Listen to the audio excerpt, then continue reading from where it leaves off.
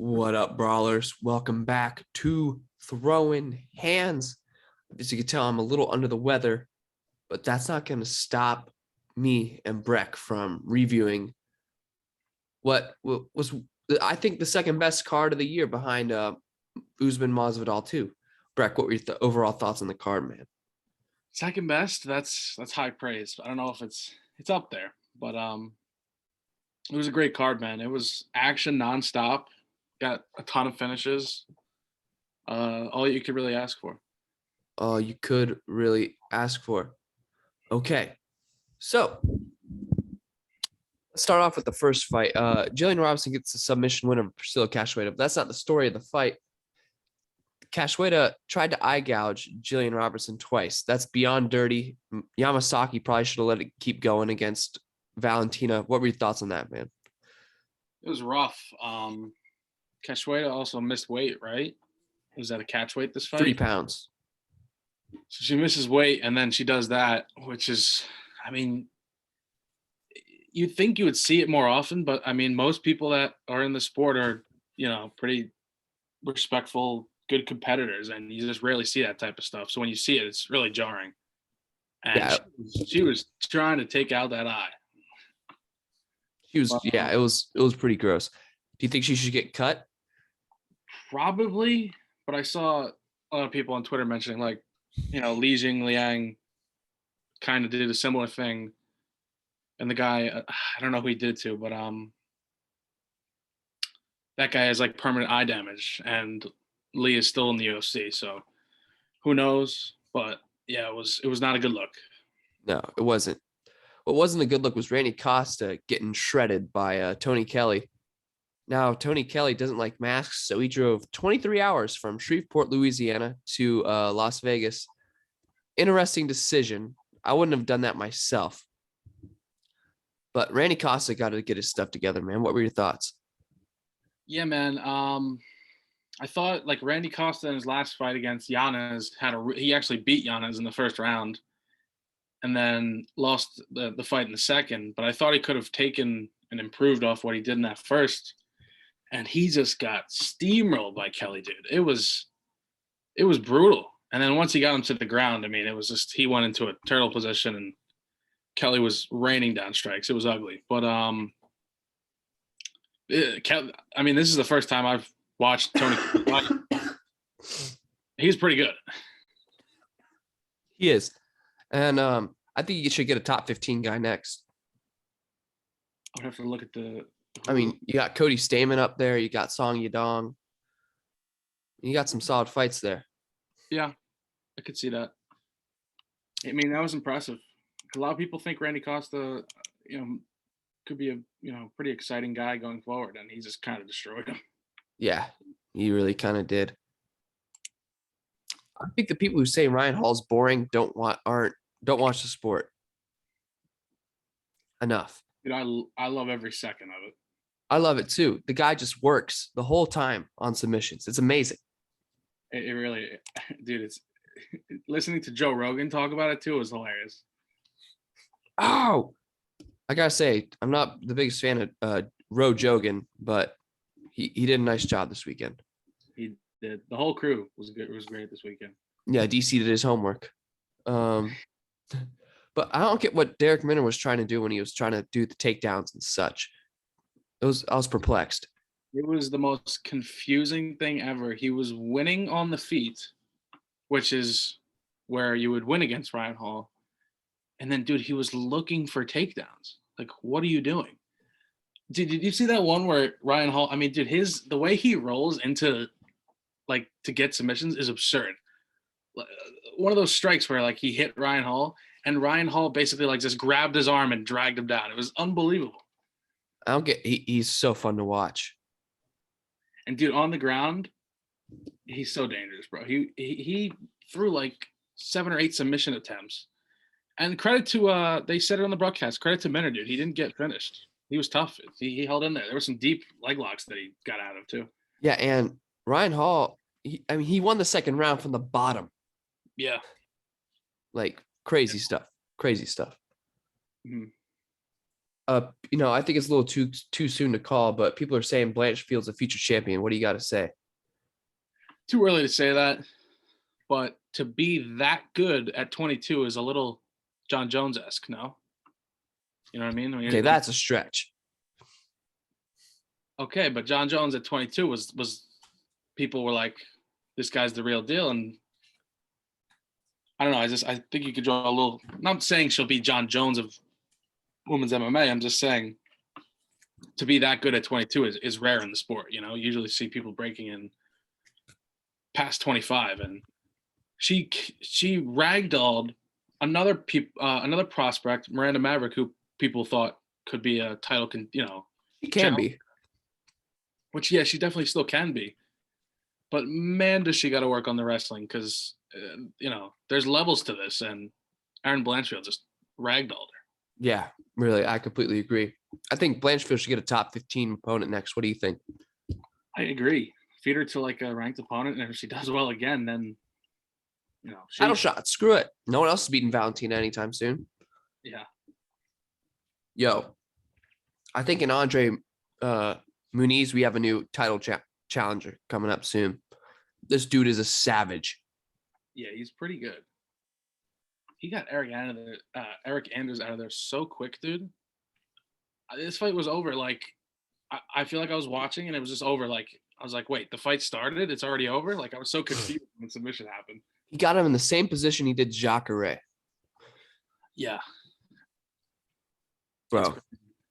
And to do it to Jacare, what he did to Jacare, and then to do it essentially in the next fight, like, dude, this guy's submission, it's on another level.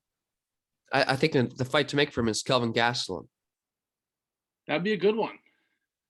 Kelvin's a good wrestler, but it'd be a good test. It would be. It really would be. Jordan Wright had Bruno Silva up against the ropes for a couple seconds, and then Bruno Silva brought out the cinder blocks in his hands, just knocked him out. Yeah, it was pretty bad. Yeah, like you said, it was looking good for Jordan right there for a second, and it turned quickly. Yeah, very fast. I think Jordan Wright got a lot of potential, honestly. Yeah, still pretty young, but Bruno Silva, man, that's a solid fighter. Yeah, I think a good fight for Bruno Silva would be Eric Anders next. Yeah, even though Anders is coming off the loss, it's a decent matchup.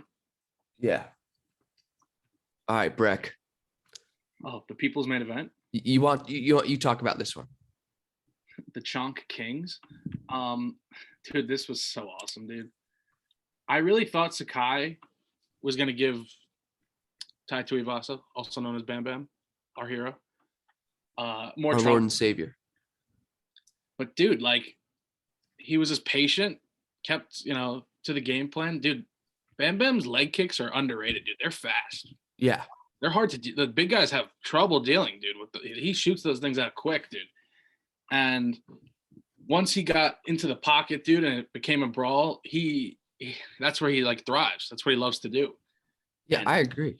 he folded Sakai, dude. That was brutal. He was out for a while. Hate to say it. It was reminiscent of Stipe versus Francis with the leg.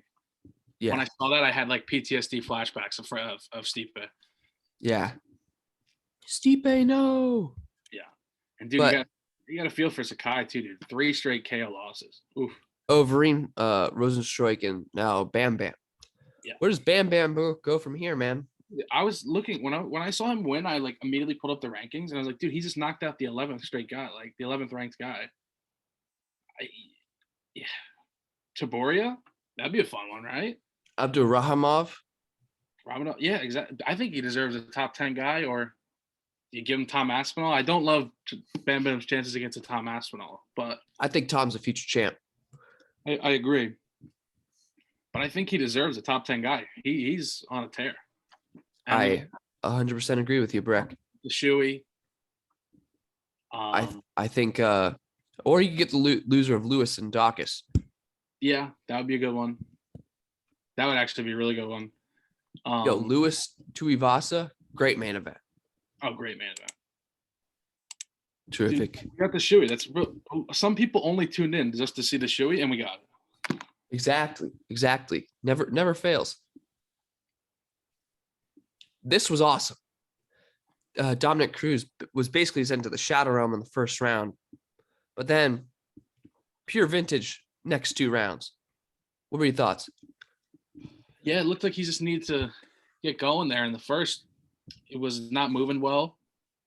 Got clipped with a shot where he probably thought he could take it, and Munoz has pretty good power, and dropped him. And I really, for a second there, I thought it was over. I don't know if you felt like when you saw Dom down, I was like, oh man, I don't know if he's That gonna was it. I didn't think he was gonna be able to recover, to be honest. And then he got up, he showed championship, like grit, all those rounds he's fought in the past. And then, like you said, vintage Dominic Cruz in the second and third. Dude, he dodged every punch. It was unbelievable. It was crazy. It was absolutely crazy. He was doing a ton of damage on the feet. I thought we might have seen a little more wrestling, but Yeah. we didn't. Good for Dominic Cruz, man. At 36, with all of his injuries and stuff, he's on a little win streak. I would imagine he climbs up the rankings significantly now, right? When you think Merab? that would be a good fight. I don't love it for Dominic Cruz because I just think that style of wrestling against Cruz, who knows? But I think like Merab or Rob Font would be a fun one too. Yeah, or Cruz Sandhagen. Yeah. That'd be fun. But for Pedro Munoz, man, I don't know where he goes from here. Frankie Edgar? No, they already fought. That's right. They already fought. What's his last 5 look like? Dude, it's crazy.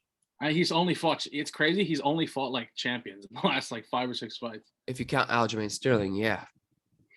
Yeah. Paper champ. He's still really good, man. Like he can't take anything. He only loses to the best. He loses to the best, and in certain cases, dude, he pushes the best.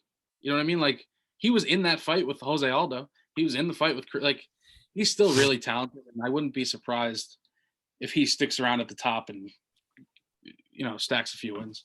Yeah, same. I didn't realize how big Josh Emmett was for the division until this fight. Yeah, he's huge. Yeah, he looked huge. And the power is insane. When he knocked Ige down, I went, oh my gosh. Yeah. Yeah, he got the knockdown in round 1, so he got that round. But I saw a lot of people thought Ige won rounds 2 and 3. What do you think? I thought he won round 2, and round 3 was a toss-up for me. Toss-up? Yeah, that's the way I kind of saw it too. I thought if they gave it to either, it was so close in my opinion. Like you can't be mad at either way. You know what I mean? No. The numbers were close. Emmett did more damage.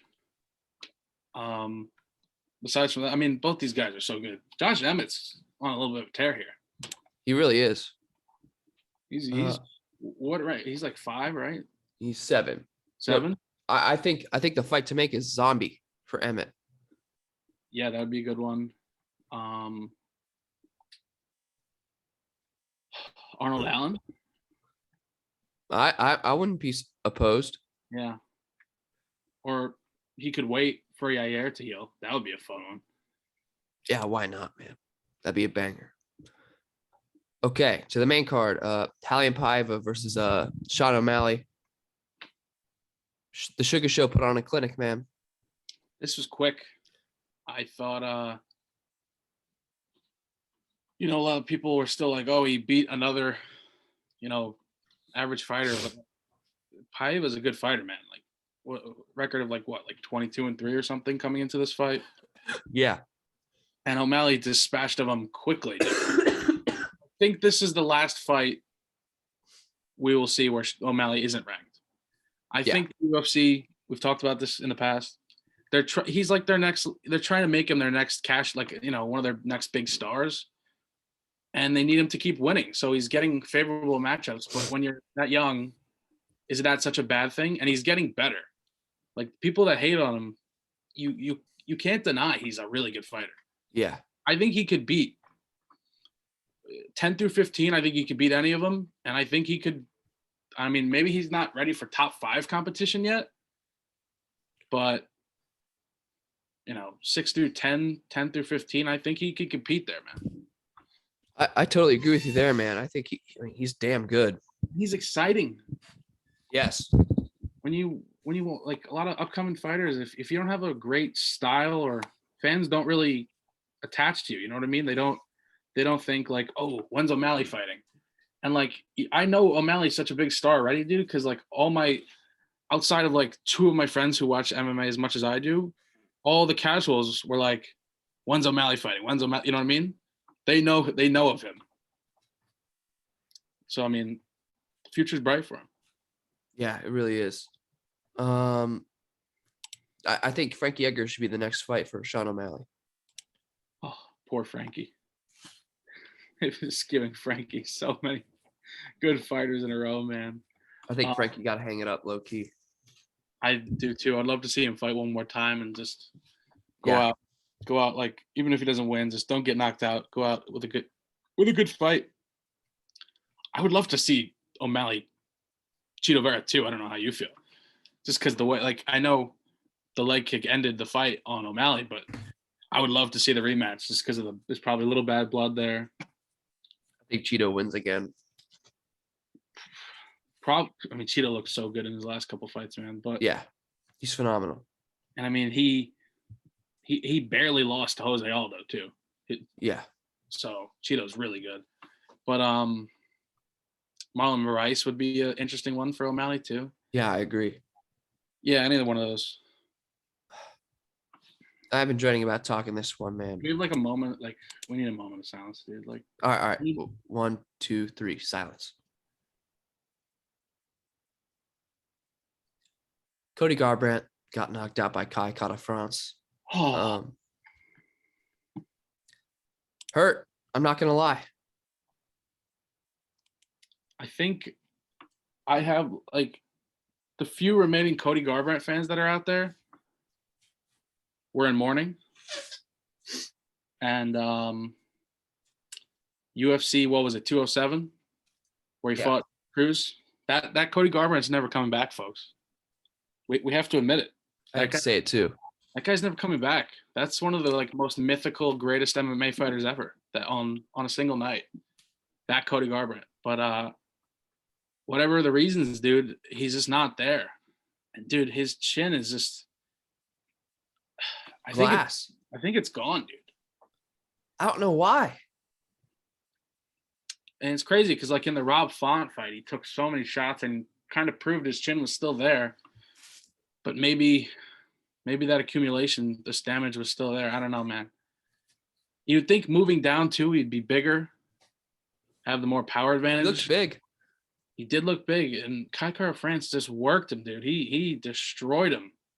I mean, we'll get to Kai Kara-France's like future. I think he's gonna title shot soon. But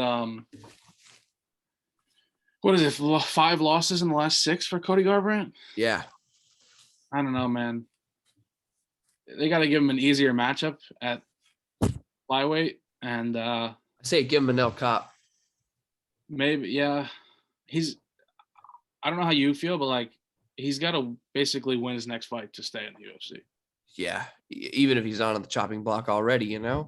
Yeah, and it's just like it's crazy because you watch the Cruz fight, and you're like, dude, the guy is so young, and he's just beat what people consider to be the bantamweight GOAT. Like, did it flawlessly.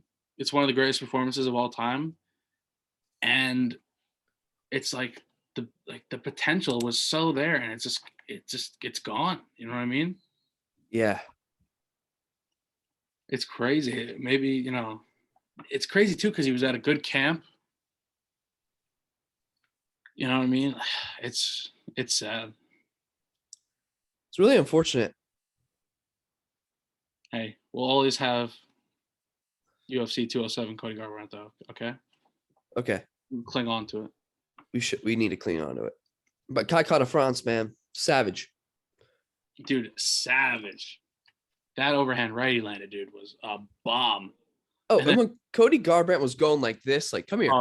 I'm like, dude, no, you don't want that. You don't want that. And then Kai Kara-France was like, okay. Ends the fight. That was a good stoppage too, dude, because like a couple more shots, Cody would have been out for minutes, dude. He was so lost. He really was. I don't want to spend too much time on this next fight because it was the low point of the card. But Jeff Neal, Ponzinibbio, I thought Ponzinibbio won that fight. What do you think? Like you said, would you agree this was like the worst fight of the night? Yes, absolutely.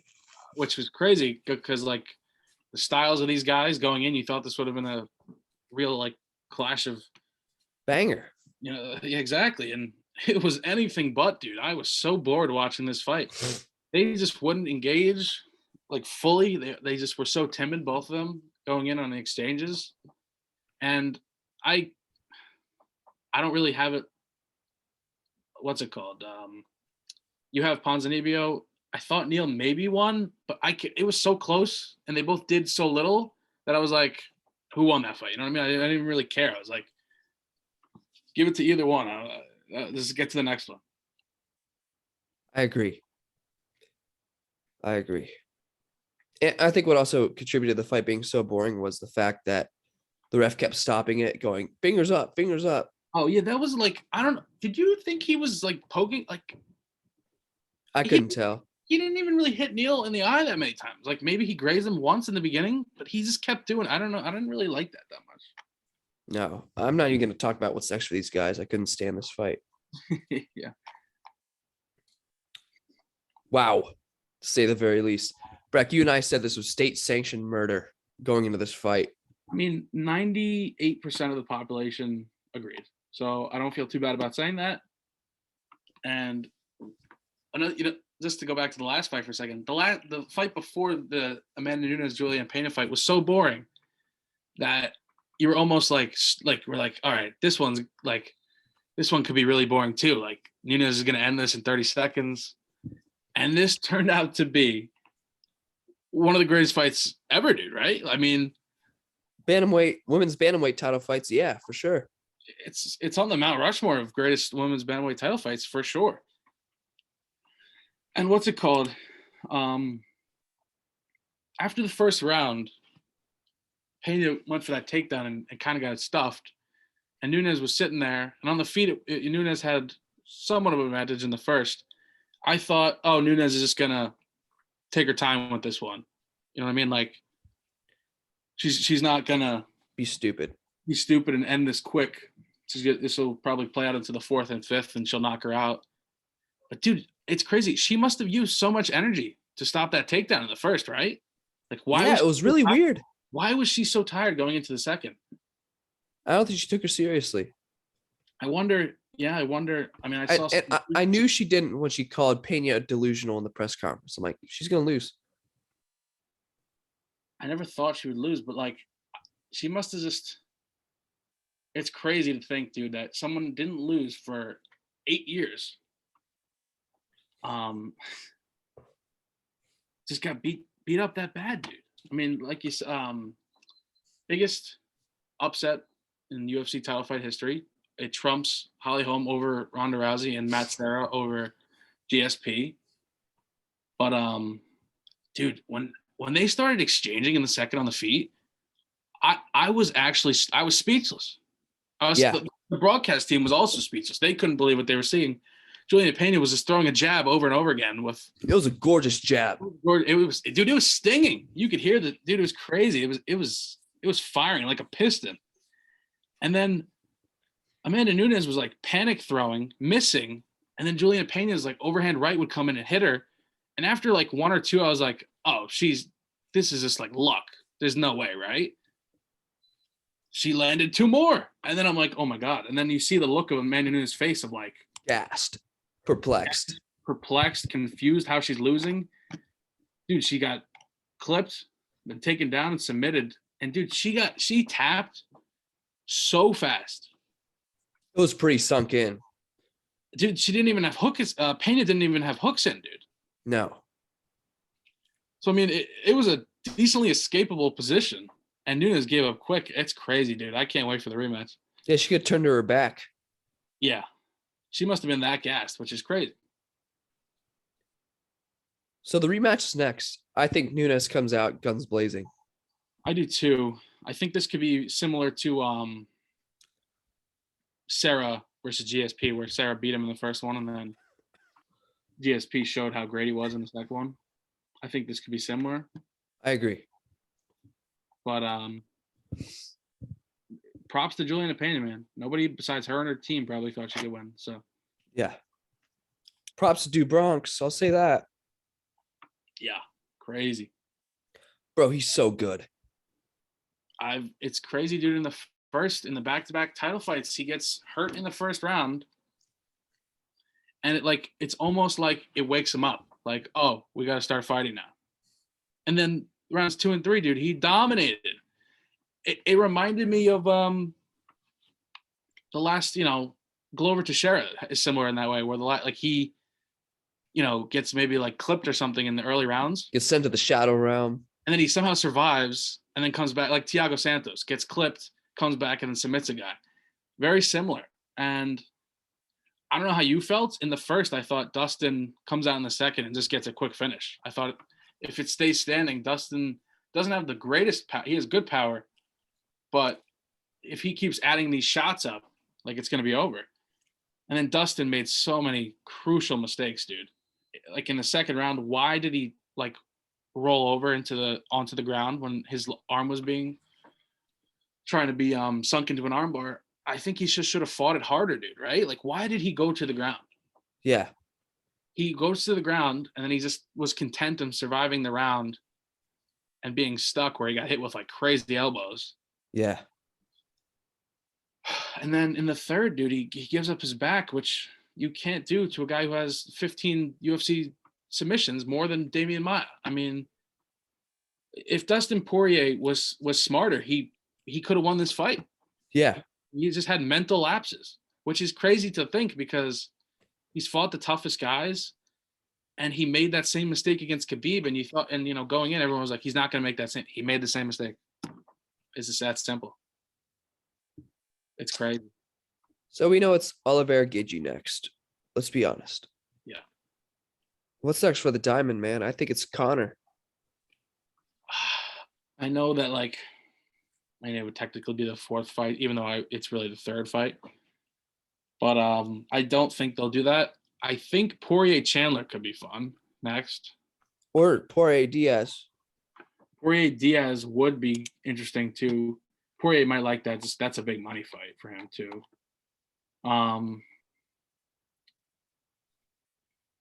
Chandler, yeah, the loser of Dariush Makhachev, which is probably Dariush, maybe.